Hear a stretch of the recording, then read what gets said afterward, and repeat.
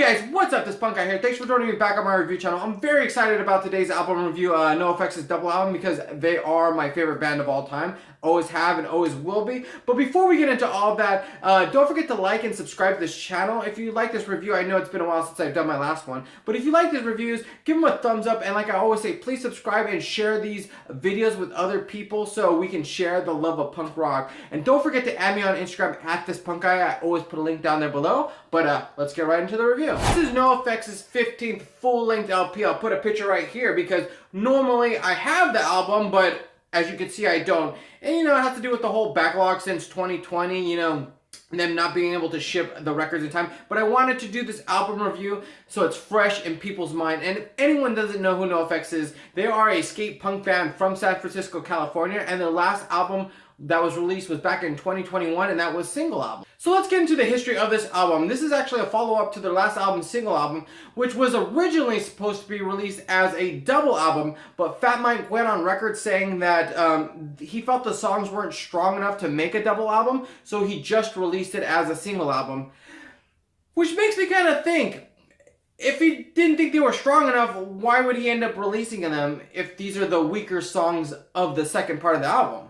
And FYI, I did do a review of that album. I'll put a link up there if you want to click on that and check that out as well. The news has been dropped also that NOFX has made a statement saying they will be breaking up in the imminent future. And this can possibly be their last album. As of now, nothing has been cemented on if it is or if it isn't, or when exactly they are breaking up. But as of this recording, that's the plan to move forward. The albums and the tracks themselves on this, I will say I am kind of bummed because 7 of these tracks have already been pre-released. Yeah, that's right. 7 of these tracks have already been pre-released. So we're really not getting any new material here.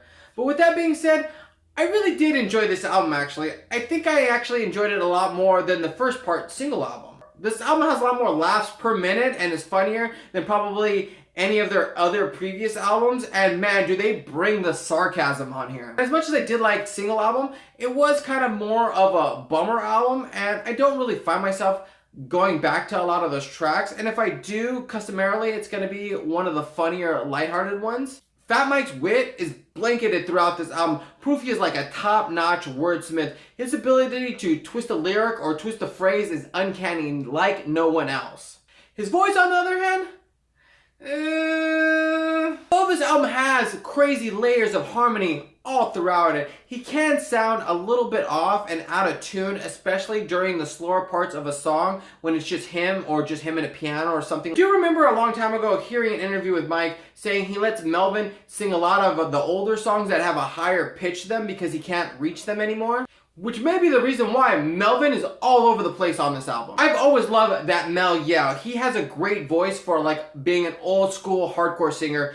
And as of right now, he just dropped his solo album. So I'm very excited about that. So stay tuned for that. So the illustrious El Jefe makes a return on the Vox back on this LP, which I'm glad because he's been missing for a little bit. And he does have the funniest lines on this song.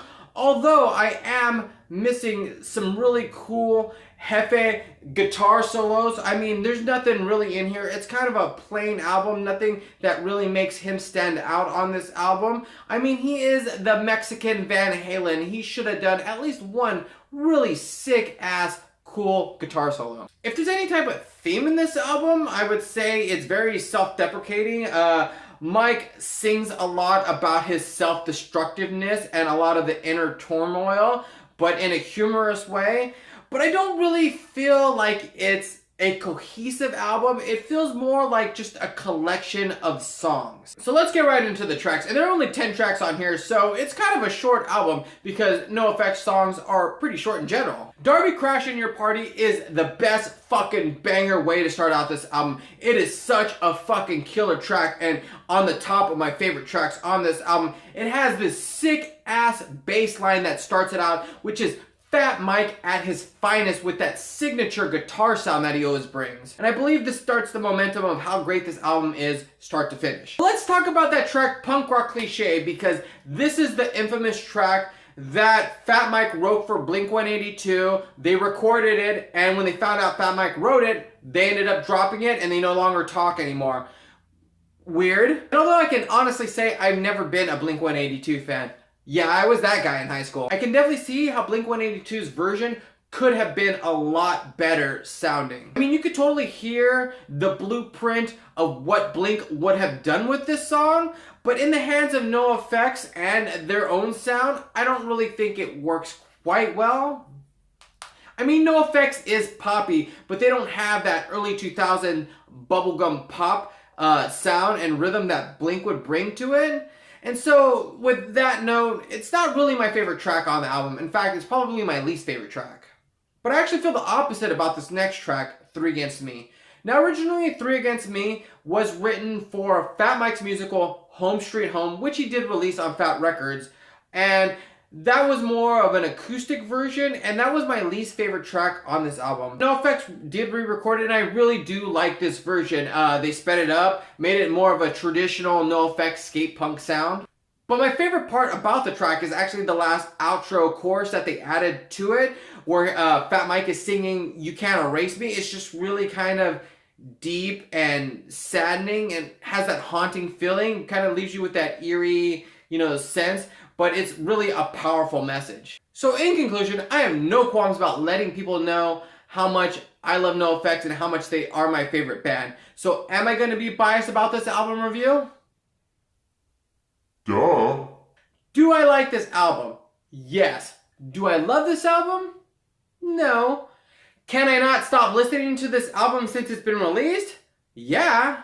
I guess if this is going to be NOFX's last album, that's the part that I'm kind of like bummed out about, and it leaves a bad taste in my mouth. Instead of releasing a bunch of new material, they just kind of re-recorded a bunch of older stuff. But I did like this album more than I like Single Album, and I'm gonna go ahead and give this album a 3 out of 5 stars, which is ironic because I think I gave Single Album 4 out of 5 stars, but I think if I redid that, I would probably drop it to a 3 and then switch this to maybe a 4. I don't know. I'm just going to stick with the 3-star rating. Like I said, there's no real cohesiveness to this album. It's more in the vein of the 45 or 46 album. So you're kind of getting just a random mix of songs at will. So let's just cross our fingers that we do get at least one more new album with all new material out of them. Something that will give a strong conclusion with those type of elements in it. And a type of like grand finale that they deserve for their illustrious career. So NOFX, if this is your swan song, it doesn't feel like it's a swan song, but hopefully one more album out of you guys. So thanks for watching my review, guys. I hope you guys like it. Let me know, what did you guys think of this album, NOFX's double album? Did you guys like it? Did you guys hate it? Did you like it better than the single album? What are some of your favorite tracks on here? Let me know. Write it in the comments right now so we can get a good conversation about this, because if this is the last time I get to talk about NOFX, I'm grateful that I get to, because like I said, this is my favorite band of all time and they always will be. So yeah, don't forget to add me on Instagram at thispunkguy. I always put a link down there below and you can see what I'm going to do next. And this is probably going to be my last review of the year, because I have a bunch lined up in January, so that should be exciting. So until then, guys, like always, I'll see you at a show. So I am sorry to say you don't get a really cool colored record at the end of this video like I usually do, with all the record labels being late on sending out the pre-releases. So you just get an empty record label and my slip on it. So, it is what it is. Anyways, if you like this review, don't forget to click on one of the other reviews I've got, and I'll see you guys in the next year.